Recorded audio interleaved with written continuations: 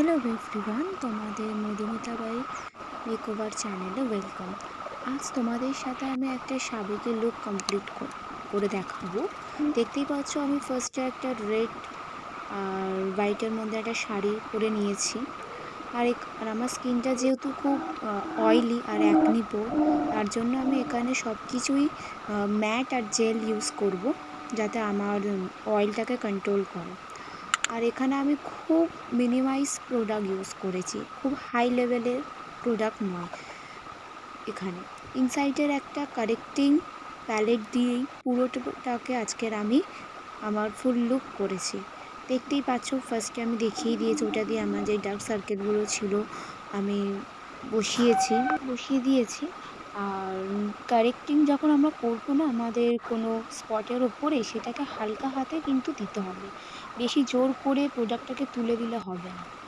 সেইভাবেই পুরো base ready করার পর আমি এখানে ইনসাইডেরই একটা বানানা লুজ পাউডার দিয়ে পুরো ফেসটাকে সেট করে নিয়েছি।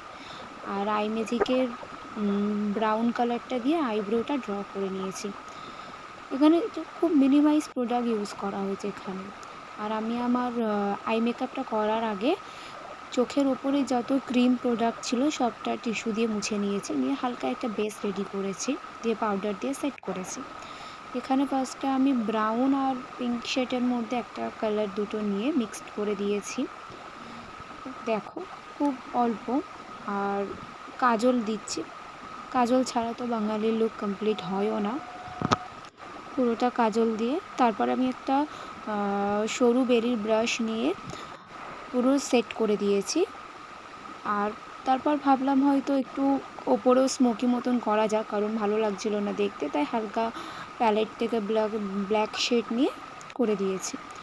আর এখানে আমি আই ম্যাজিকেরই ব্লাশার হাইলাইটার ইউজ করেছি, দেখতেই পারছো তোমরা। আর লিপস্টিকটাও আমি ইউজ করব, সেটা লাস্টে দেখাবো। হাইলাইটের পোর্শনটা করে নিয়েছি।